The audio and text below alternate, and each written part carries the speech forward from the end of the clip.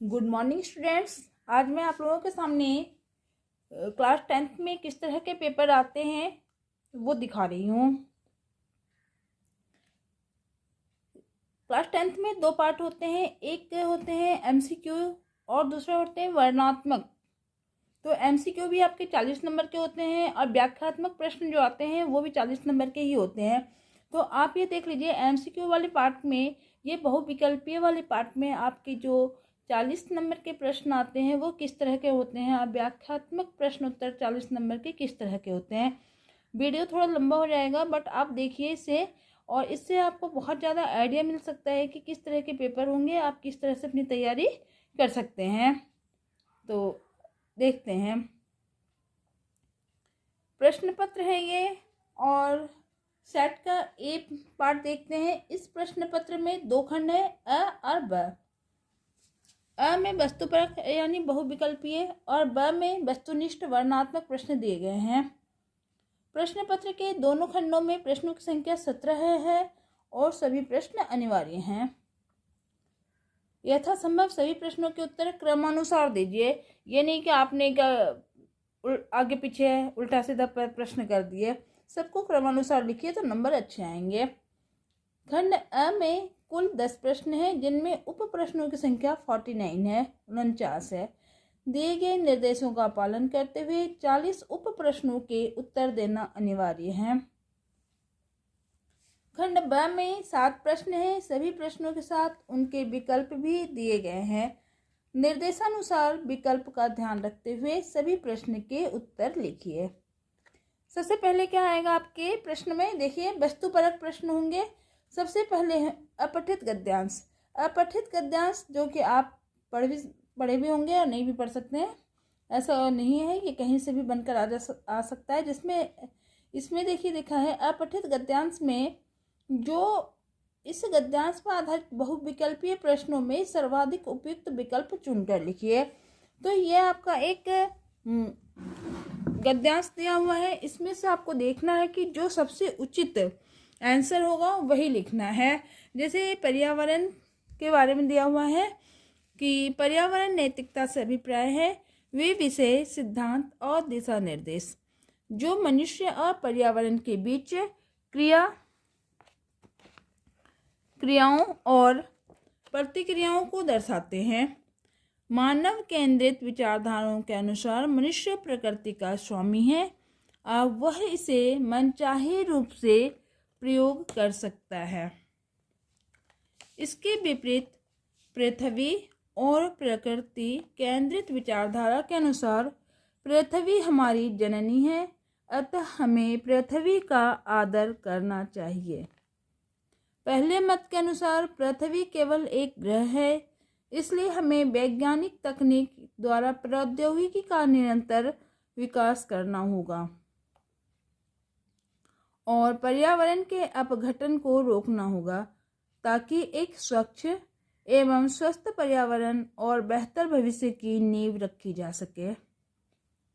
साम्राज्यवाद, उपनिवेशवाद, आधिपत्य के लिए संघर्ष, विश्व युद्ध आदि ने अपने अपने ढंग से पर्यावरण को संकट में डाला है। आज फिर आधुनिक प्रौद्योगिकी की सहायता से बड़े पैमाने पर औद्योगिक उत्पादन के लिए प्रकृति के शोषण ने संपूर्ण विश्व में पर्यावरणीय संकट पैदा कर दिया है जो घातक सिद्ध हो सकते हैं। यह विवादास्पद है कि विकास आधारित प्रौद्योगिकी वरदान है या विनाश का कारण है। इस तरह से आपको एक अपठित गद्यांश दिया जाएगा, उसके कुछ प्रश्न होंगे और उसके उत्तर करने होंगे। जैसे मानव केंद्रित विचारधारा में निहित है। अब आपके 4 ऑप्शन दिए गए हैं, 4 में से एक ऑप्शन आपको चॉइस करके लिखना है। जैसे इसमें 1 और 2 सही हैं।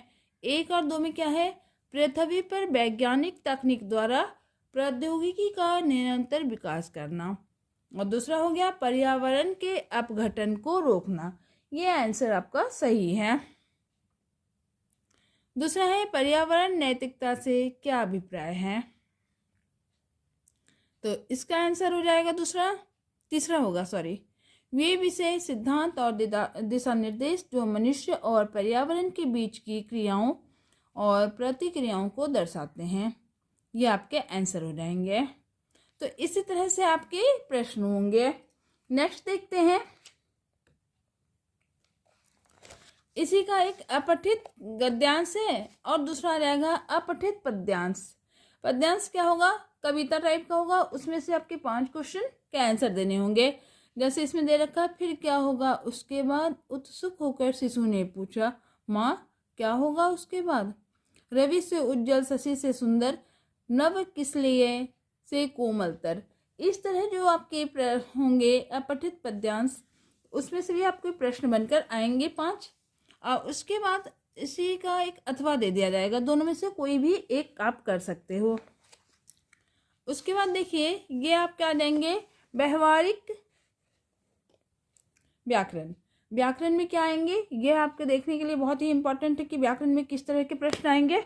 देखिए, बहुत ही इंपॉर्टेंट है। निर्देशानुसार रचना के आधार पर वाक्य भेद पर आधारित 5 बहुविकल्पीय प्रश्नों में से किन्हीं 4 प्रश्नों के उत्तर दीजिए। क्या आएगा, वाक्य भेद में से आएगा। जैसे वाक्य भेद आपको पता ही होगा, जैसे कि इसमें से दे रखा है, जैसे ही वर्षा हुई वैसे ही मोर नाचने लगे। इसका संयुक्त वाक्य क्या होगा, बताइए क्या होगा इसका संयुक्त वाक्य। तो इसका संयुक्त वाक्य होगा, वर्षा हुई और मोर नाचने लगे। वर्षा हुई और मोर नाचने लगे, चौथा सही है इसका। तो इस तरह से आपको वाक्य भेद आपने पढ़ा होगा, सरल वाक्य, संयुक्त वाक्य, मिश्र वाक्य। तो उसमें से आपको जो सबसे सही विकल्प होगा वो चुनना है आपको। जैसे नेक्स्ट है, मूर्तिकार ने सुना और जवाब दिया। इसका सरल वाक्य बनाइए। तो इसका बिल्कुल सरल वाक्य हो जाएगा, मूर्तिकार ने सुनकर जवाब दिया। तो इस तरह से आपको बनाना है। निम्नलिखित में से मिश्र वाक्य कौन सा है। अब देखिए, इसमें से 4 वाक्य है, 4 में से मिश्र वाक्य कौन सा है। तो इसमें देखिए, जो छात्र अच्छे होते हैं वो गुरु की आज्ञा मानते हैं, ये मिश्र वाक्य हो गया आपका।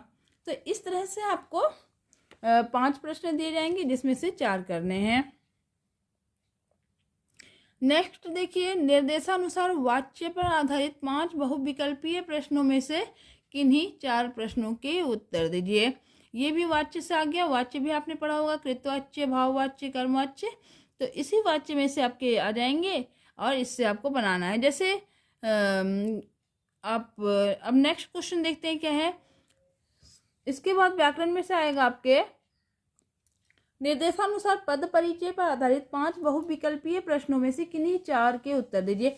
पद परिचय आएंगे, जैसे राजा ने अपने शत्रु पर चढ़ाई कर दी। रेखांकित पद का परिचय दीजिए। राजा ने अपने शत्रु पर चढ़ाई कर दी, क्या है, चढ़ाई पे इंडिकेट किया हुआ है, अंडरलाइन किया हुआ है। तो इस पे लिखना है भाववाचक है, ये एक वचन है, स्त्रीलिंग है और कर्मकारक है। तो आपको इस तरह से आंसर पे टिक लगाना है या आंसर कॉपी में आंसर लिखना है। नेक्स्ट क्वेश्चन किस तरह का आएंगे, देखिए क्वेश्चन नंबर 6 आएंगे आपके, निर्देशानुसार अलंकार पर आधारित 5 बहुविकल्पीय प्रश्नों में से किन्हीं 4 प्रश्नों के उत्तर दीजिए। जैसे 1-2 देख लेते हैं। कहती हुई यूं उत्तरा के नेत्र जल से भर गए, हिम के कणों से पूर्ण मानो हो गए पंकज नए। इसमें कौन सा, आप एक सिंपल सा वर्ड याद रखिएगा, जिसमें मानो शब्द आ गया वो उत्प्रेक्षा अलंकार हो जाता है। जैसे इन पंक्तियों में उत्तरा के अश्रुपूर्ण नेत्र ने ओस जलकण युक्त पंकज की संभावना की गई है, मानोवाचक शब्द का प्रयोग किया गया है, अतः यह उत्प्रेक्षा अलंकार है। मानो जहां आ जाएगा वहां पर आप उत्प्रेक्षा अलंकार पर टिक कर दीजिए। नेक्स्ट क्या है, पानी गए न उबरे मोती मानुष चुन। इसमें कौन सा अलंकार आ गया, तो कौन सा है, श्लेष अलंकार आएगा, क्योंकि पानी शब्द के विभिन्न संदर्भों में भिन्न भिन्न अर्थ हैं। जैसे मोती के संदर्भ में पानी की चमक है, मनुष्य के संदर्भ में पानी की प्रतिष्ठा है, वो चूने के संदर्भ में पानी का अर्थ जल है, अतः यह श्लेष अलंकार है, जिसमें एक ही तरह तरह से वर्ड दिए गए हों पर सबका अर्थ एक ही हो तो वह श्लीष अलंकार हो जाता है। इसी तरह से आपको करना है। उसके बाद क्या रहेगा, पठित। नेक्स्ट क्वेश्चन क्या है, देखिए नेक्स्ट किस तरह का आ रहा है आपका। निम्नलिखित गद्यांश पर आधारित बहुविकल्पीय प्रश्नों की सर्वाधिक उपयुक्त विकल्प चुनकर लिखिए। 7 नंबर आपका है ना।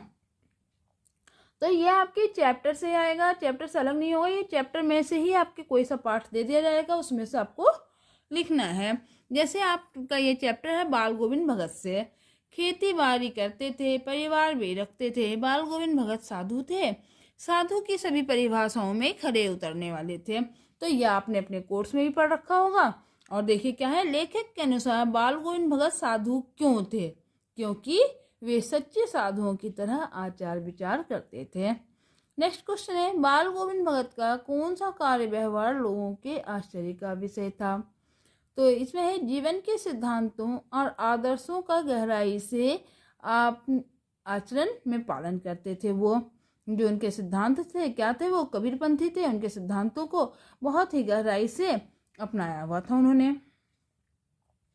नेक्स्ट क्वेश्चन है, बाल गोविंद भगत कबीर के ही आदर्शों पर चलते थे क्योंकि वे कबीर के विचारधारा से बहुत प्रभावित थे।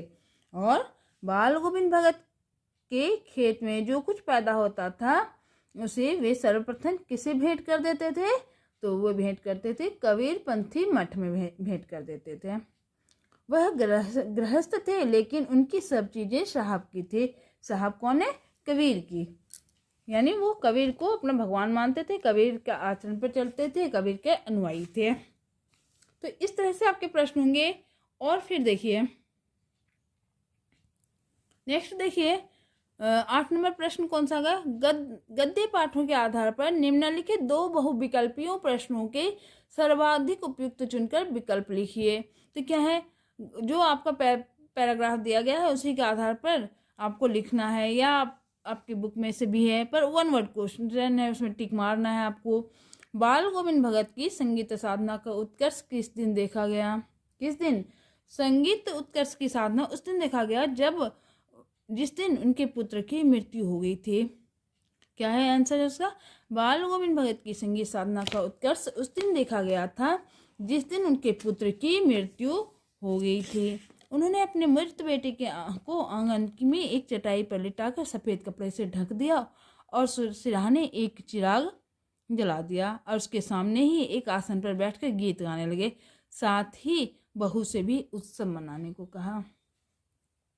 उनका क्या मानना था, उनका मानना था कि आत्मा का परमात्मा से मिलन होता है, मृत्यु पर रोना नहीं चाहिए, शोक नहीं मनाना चाहिए, बल्कि उत्सव मनाना चाहिए, ऐसा बाल गोविंद भगत का कहना था। अब नेक्स्ट क्वेश्चन क्या है, खीरा ना खाने पर भी नवाब साहब को डकार आ गई। इस पर लेखक ने क्या सोचा। क्या सोचा, खीरा ना खाने पर भी नवाब साहब को डकार आ गई। इस पर लेखक ने सोचा कि बिना खाए भी आदमी का पेट कैसे भर सकता है, यही सोचा। अब देखिए आपका एक गद्यांश आपके बुक में से आ गया था, चैप्टर में से, और एक पद्यांश भी आपके चैप्टर से ही आना है। तो ये देखिए इसमें से आपका यह मानो हरी हारिल की लकड़ी, मन क्रम बचन नंद नंदन उर, ये दृढ़ करी पकड़ी, जागत सोबत स्वप्न दिवस निसी, कानह कहन जकरी, सुनत जोग लागत है ऐसे ज्यो करहूं ककरी, सू तो व्याधि हमको ले आए, देखी सुनी ना करी, यह तो सूरत नहीं ले सूपो जिनके मन चकरी। अभी यह ये आपके बुक में से ही है, तो इसमें से आपको आंसर भी करना है। इसे पढ़िए, ये पैराग्राफ पढ़िए, कविता पढ़िए और इसमें से आंसर लिखिए। क्वेश्चन दे रखा है, हमारे हरी हारिल की लकड़ी, पंक्ति में हारिल की लकड़ी किसे कहा गया है। किसे कहा गया है हारिल की लकड़ी, किसे कहा गया, श्री कृष्ण को। कि वे श्री कृष्ण को हारिल की लकड़ी कह रही है, क्योंकि जिस प्रकार हारिल पक्षी पैरों में लकड़ी को दबाए रखता है, उसी प्रकार हमने भी मन क्रम और वाणी से श्री कृष्ण को अपने हृदय में बसा लिया है। किसने कहा, गोपियों ने कहा। नेक्स्ट क्वेश्चन है, तिन्हीं ले सौंपो, पंक्ति में किसकी ओर संकेत किया गया है। बताइए बच्चों, किसकी ओर संकेत किया गया है। जिनका मन चक्री के समान चंचल है उनकी ओर संकेत किया गया है। तो इस तरह से आपको प्रश्न पढ़ने हैं और उसके आंसर देने हैं। अब नेक्स्ट लास्ट क्वेश्चन जो है आपके बहुविकल्पीय में से देखिए, इसमें एक और जैसे आपके गद्यांश में से दिया गया था वैसे ही पद्यांश से भी 2 सवाल दिए रहेंगे कि उत्साह कविता में कवि बादलों को किस दिशा से आने वाला कहकर पुकारा है। तो अज्ञात दिशा से क्या होगा, तीसरा आंसर होगा अज्ञात दिशा से। उत्साह कविता में कवि ने बादलों को अज्ञात दिशा से आने वाला कहकर पुकारा है। कवि बादलों से आग्रह कर रहा है कि वे अज्ञात दिशा से आकर लोगों की बेचैनी को दूर कर दें एवं दुख से पीड़ित धरती पर वर्षा कर सुख प्रदान करें। नेक्स्ट क्वेश्चन कौन सा है, परशुराम के बारे में कौन सी बात विश्व प्रसिद्ध थी। कौन सी बात थी, देखो तीसरा आंसर होगा पहला और दूसरा, कि वे बाल ब्रह्मचारी थे और दूसरा वे अत्यंत क्रोधी स्वभाव के थे। ये उनकी विश्व प्रसिद्ध बात है, सबको पता है। तो ये आपके 40 नंबर के बहुविकल्पीय प्रश्न होंगे। और वर्णनात्मक प्रश्न जो है मैं आपके दूसरे वीडियो में लेकर आती हूँ, क्योंकि ये वीडियो काफ़ी लंबी हो चुकी है पहले ही। Okay bye.